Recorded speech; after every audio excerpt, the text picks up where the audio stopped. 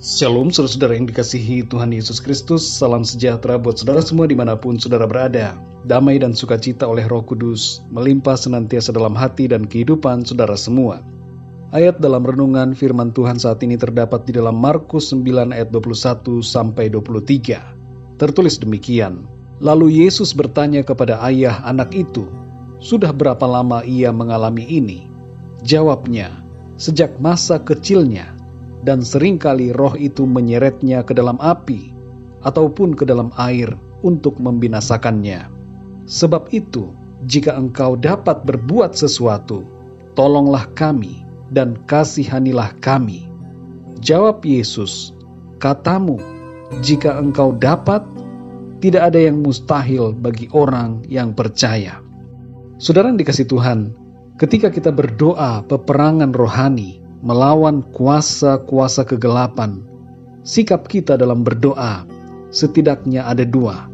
Yang pertama adalah rendah hati di hadapan Tuhan. Dan yang kedua, mengambil otoritas atas iblis dengan memakai kuasa dalam nama Tuhan Yesus Kristus. Iblis berusaha mengganggu dan mengintimidasi manusia dengan berbagai manifestasi jahat. Tapi perlu kita ketahui dan sadari bahwa setiap kita yang percaya memiliki otoritas atas kuasa setan atau iblis. Menghadapi kuasa kegelapan, intimidasi, dan tipu daya setan, kita harus sadar bahwa posisi kita berada di atas kuasa setan. Kita punya otoritas atas segala setan, oleh karena kuasa Tuhan Yesus Kristus ada di dalam kita. Dalam 1 Yohanes 4 ayat 4 bagian B dikatakan, "Sebab roh yang ada di dalam kamu lebih besar daripada roh yang ada di dalam dunia." Saudara yang dikasihi Tuhan, Roh Kudus di dalam kita, di dalam saudara dan saya, lebih besar dari semua roh-roh jahat yang ada di dunia ini. Dan Roh Kudus memampukan kita, saudara, untuk mengalahkan setiap kuasa roh jahat. Itu sebabnya saudara, kita tidak perlu minder. Kita tidak perlu merasa tidak mampu ketika berhadapan dengan kuasa roh jahat.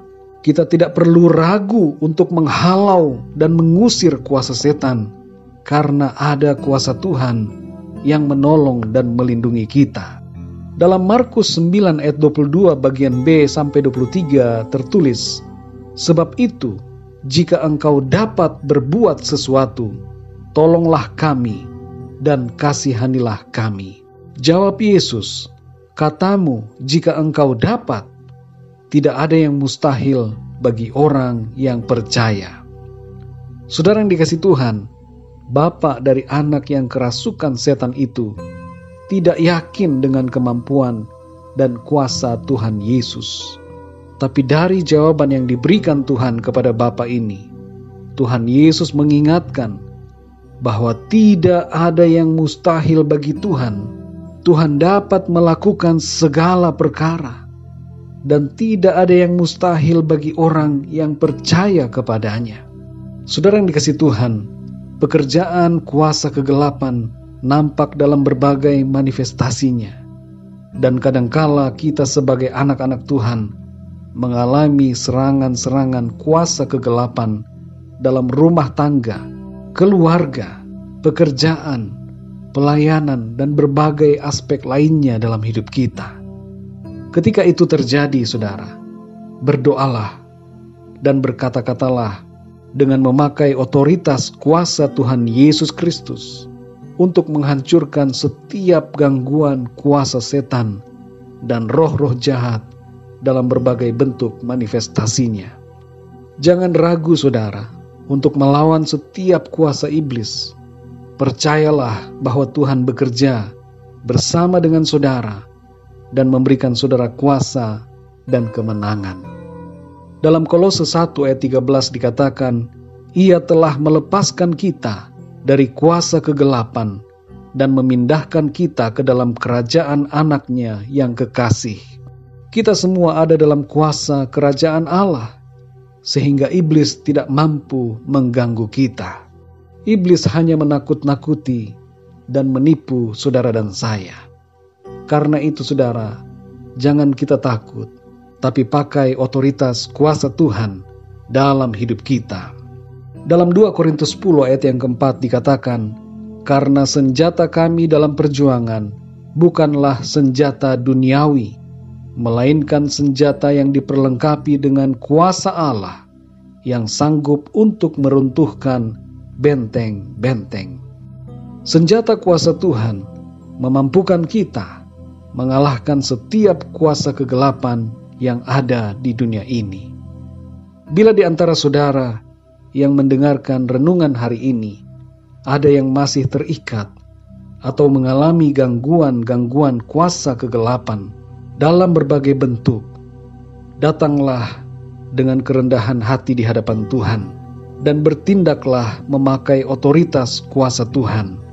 Perkatakanlah firman Tuhan dan usirlah setiap kuasa setan yang mengganggu kehidupan saudara.